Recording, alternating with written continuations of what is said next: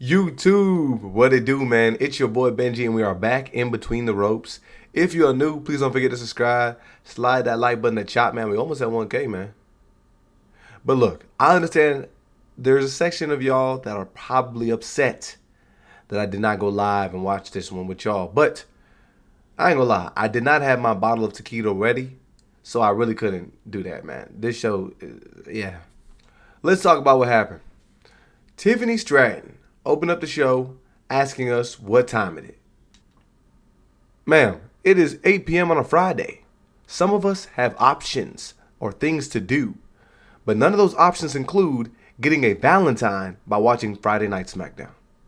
I swear this woman is on a 20-second promo limit. Like, she just basically speed runs her lines. I was gone for 3 months, the women's title misses me, and I'm winning the chamber. I'm getting my title back. Bye-bye. It sounds less like confidence and more like she's reading off cue cards off camera. You can practically hear the acting gears turning, bro. I'm not a fan of the delivery here. We then got to see LASH legend and Nia Jax interrupt.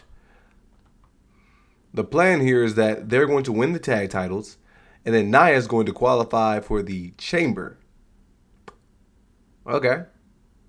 2 championships and a felony. Because Nia did promise to beat Tiffy down. The wildest part about this promo is that the crowd really loves Tiffany Stratton. Like, they're chanting Tiffy time left and right. So, I mean, why would anyone want her to develop a character, cut good promos, or have clean matches? If the arena crowd doesn't care about the botches or the awkward acting, why should the internet nerds like us act like film critics? Because the internet doesn't exist, according to Triple H. We are not real fans. RHEA and Io show up, so we're finally going to get the Nia and LASH match for the tag titles. This match goes the way we think it's going to go. Nothing too special in the ring. Typically, Io is the one that does a lot of the heavy lifting in these matches, but she did a moonsault that landed on Nia that I think might have hurt her, but we kept moving forwards. To be fair, I have been complaining about referees losing control of these matches, and referee Charles Robertson decides that tonight is the night to enforce the law. Rhea steps out of the ring to fight LASH Legend for beating down Io Sky, and then boom, match is over. He just calls it, just like that. Even the commentary crew is like, I'm not quite sure why he did that. Nah, he just calls the match. We have been watching these women rumble for months. Backstage, in parking lots, in the aisle, in the catering rooms. But stepping outside of the ring for a couple seconds is where you draw the line. All in all, this whole segment and match just seemed like it's just filler content for us. These women are probably going to rematch down the line. Nothing really progressed here. But at least we know what time it is. We then got to see Cody Rhodes get interviewed backstage. And I really, like, these reporters, if you can call them that, they're just mic stands, bro. Because whatever they ask doesn't progress anything. And majority of the time, these wrestlers don't even answer the questions that they ask. Cody goes on a long diatribe talking about how his new dream is main eventing WrestleMania, which is insane because he's already done that multiple times. Okay, whatever. He talks about controlling himself and references the spit that he had last week. But basically, he wants to win the Elimination Chamber and go back to the title match. If you had to ask me, the angle that they're taking is Cody Rhodes versus Drew McIntyre WrestleMania. That's what I'm thinking is going to happen. They may throw a curveball and make this a multi-man match or something like that, but I don't know. Cody will be involved. Nah, I ain't gonna lie, guys. This had to be a hilarious segment.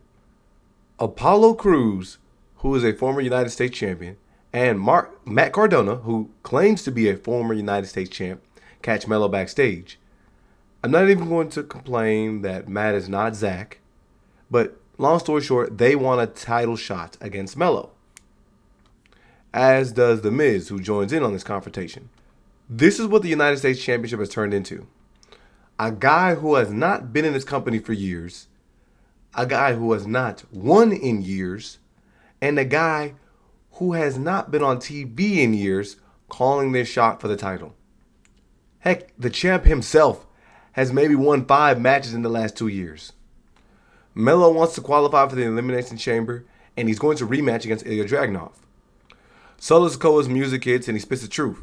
He says that Ilya has lost too many matches to keep fighting for the challenge, so Solo's willing to accept this challenge. Remember, we are still doing United States Championship Challenge matches. This ends up turning into a 10-man tag team match, because once the MFT started attacking these guys, Shinsuke, Apollo, and Matt Cardona just show up to help. This show is creatively bankrupt. There's no plan here, so we just throw everybody into a match. Nick Aldis, get your show together. This was supposed to be a United States Championship title match.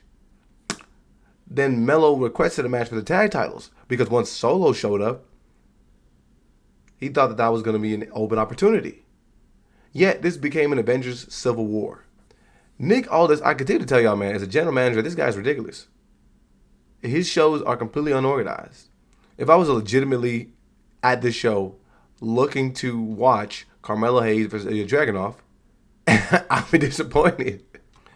They did end up having the match, and it actually was pretty chaotic, which I do enjoy. And the ref does allow the madness, while the other guy threw out the women's tag team match. Eventually, Tama Tonga pins the United States champion, Carmelo Hayes. All I can say is, yeah. But yeah, I don't know. Maybe this will foreshadow a title match down the line between these two guys.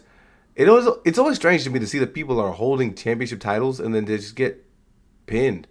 It's like, do they have to? Like, the people are starting to believe in Melo. Man, we had a lot of backstage segments. Charlotte tries to win Alexa over with a bunch of flowers and gifts because she eliminated her in the Rumble. I forgot about that already. But Alexa is cool with it because she understands that's just a part of the gig. That's what you do in the Rumble. Alexa ends up joining in on the tiniest the tiniest triple threat match of all time, fighting against Giulia and ZELINA Vega to attempt to qualify for the Chamber. Salute to Alexa, but I mean, here's the thing, bro. You already know what is going to happen. Was there truly a doubt in your mind that ZELINA or Giulia was going to lose this match? Alexa hasn't even done anything since she's returned to the WWE, but she consistently is utilized as a marketing ploy. I feel like we've addressed this plenty of times, but the WWE does not seem keen on pushing talent that they don't want to push, and they're absolutely going to keep their foot down on the talent that has been there for years. I mean, we know already this thing is going to consist of Tiffany Stratton. The WWE loves her. She just returned from injury. She's back in the title chase. Rhea Ripley. She will never leave the title chase. She already has tag team titles.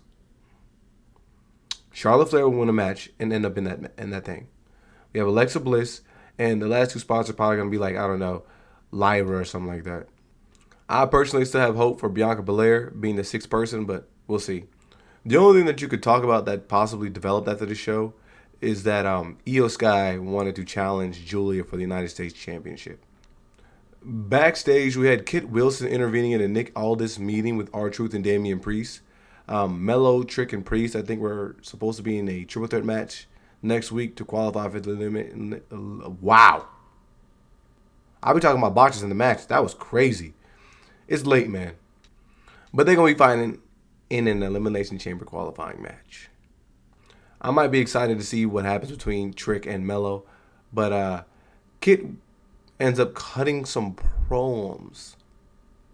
Like, not promos, but proms. Like, he's reading poems out to these guys that describe how toxic they are.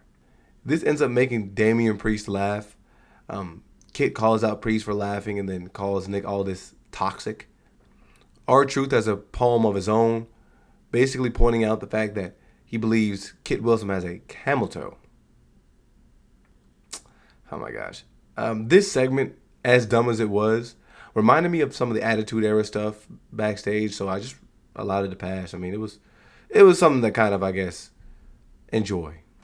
I will also say, Chelsea Green is gold. She showed up on this show in a boot because she had supposedly broken her ankle last week and was being pushed around a plush pink chariot of a wheelchair to confront Tiffany Stratton and try to make her apologize. This is what I be talking about. You see how Chelsea was not able to just only show up, but have a good segment and further add to her character while being injured, I don't get why people just get injured and disappear. I think you can still run a show and have them as background characters or still having them build promos or build tension. Like, Chelsea Green really puts in a lot of work to over-explain her character and accentuate some of these moments. Again, the smallest touches of the fact that she's riding around in a super plush wheelchair means something. She goes online and does the most. She gets it, man.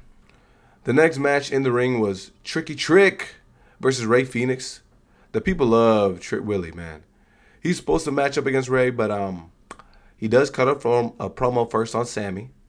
He is tired, just like I'm tired, of SAMI moping around and complaining with unkempt hair, Skechers, and breath that smells like bounce that ass.